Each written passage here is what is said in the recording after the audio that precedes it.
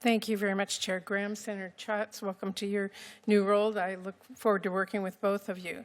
Secretary Rubio, I am deeply concerned that you have overseen a systemic campaign to dismantle USAID, impound billions of dollars that this committee actually provided, and unilaterally remake the Department of State without the slightest bit of concern that you lack the authority to do that without Congress. It has created chaos, it's caused preventable deaths across the globe, and it has undermined American leadership. As Ranking Member Schatz noted, what you have done is outright illegal, a complete violation of bipartisan appropriation laws, the Impoundment Control Act, and the Anti-Deficiency Act. Within hours of taking office, President Trump halted all foreign aid in flagrant defiance of the law. Now, under your watch, Secretary Rubio, that freeze was implemented with chaos and cruelty. And then you illegally shuttered USAID, placing everyone on leave, halting life-saving work, literally locking people out of the building and out of their devices, even in dangerous corners of our world. You paid people not to work, abandoned our partners across the globe, and chaotically recalled global staff, putting more than 1,600 Americans who served our country abroad in limbo. And when you shut down the USAID payment system, you even refused to pay for services provided before the illegal freeze.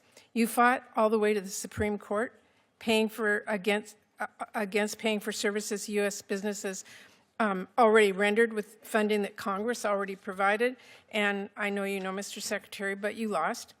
And I assume you need the reminder because to this day, you have not made all the payments that are required by our nation's highest court, and as a result, American companies continue to lay off American workers. And by the way, you do continue to lose in court, including just yesterday over your move to illegally replace the U.S. Institute of Peace Leadership, and in recent cases over international broadcasting. Now, eventually, Mr. Secretary, you sent Congress notice of your intent to collapse the USAID into state. Only you didn't consult with this committee. That's required by law. It came without justification, also required by law, and it came long after USAID was reduced to rubble.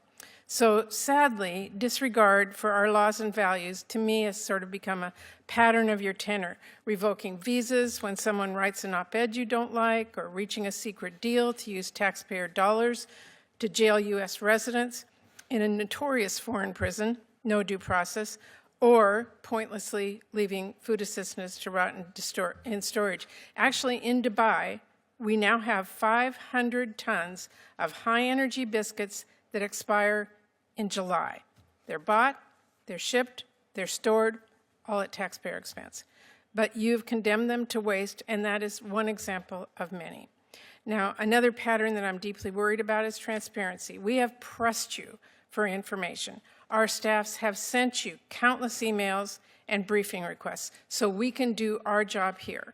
There are hundreds of unanswered requests and no effort to address them. And Mr. Secretary, that's got to change. Even your plan to reorganize the State Department came with no information on the 270 offices you are moving to eliminate, the proposed layoffs, or how USAID would be merged into state. I won't ask you whether impounding billions of dollars is legal. It is not. I won't ask you whether it's efficient to pay people not to work or fire them without determining staffing needs. But, and I won't ask you if cutting 91% of our counter-narcotic and law enforcement programs make us safer, abruptly abandoning agreements with allies makes us stronger, or ceding our global leadership to China makes us more prosperous. Of course not. We know that.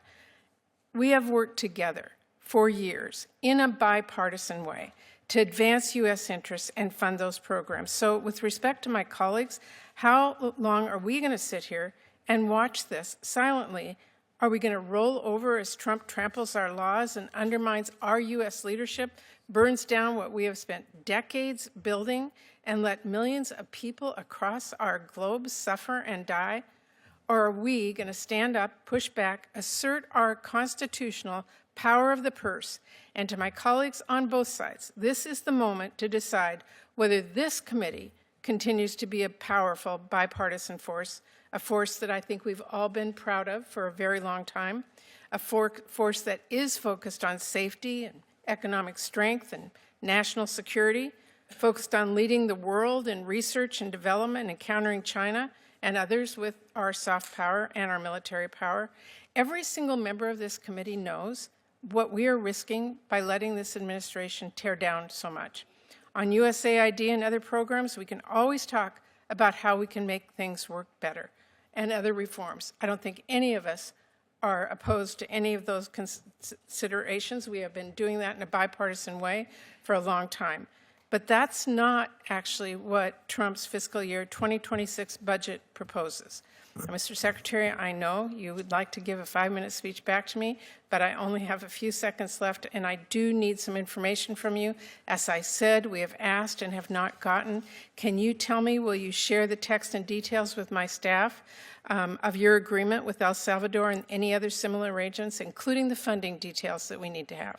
Well, first, I'd like to respond to your 7-minute speech, which is primarily, I disagree like 99% of it. It's just not true. We've done nothing that's illegal.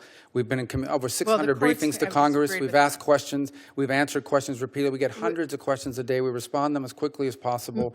And your characterization of the moves that we made Mr. Secretary, I would false. just tell you, we are here because we need the information so that we can write our budget and on a bipartisan. Well, you'll have the information you need to write a budget. Okay, so will we get the details on the El Salvador arrangement? Yes or no? Well, which Salvador arrangement?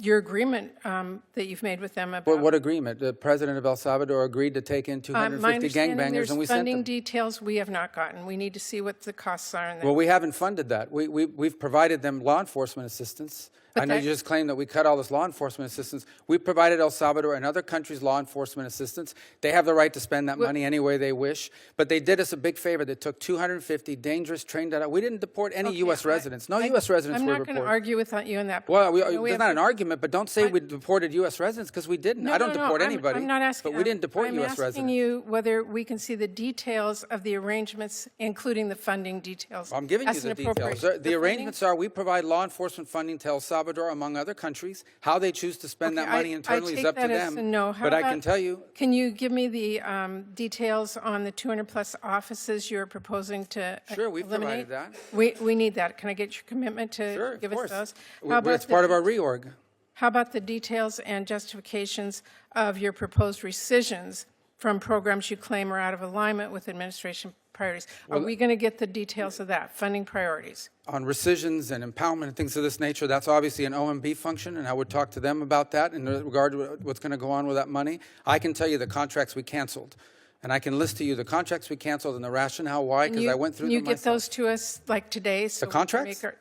Yes, and the funding arrangements that you've made. That's what I'm asking for. Funding arrangements with who? For any of the rescissions, for any of the funding, for any of the multiple congressional directives that you have given out, so that we as an appropriations committee can make our funding decisions. Sure, you're going to have all that information when you put together a budget.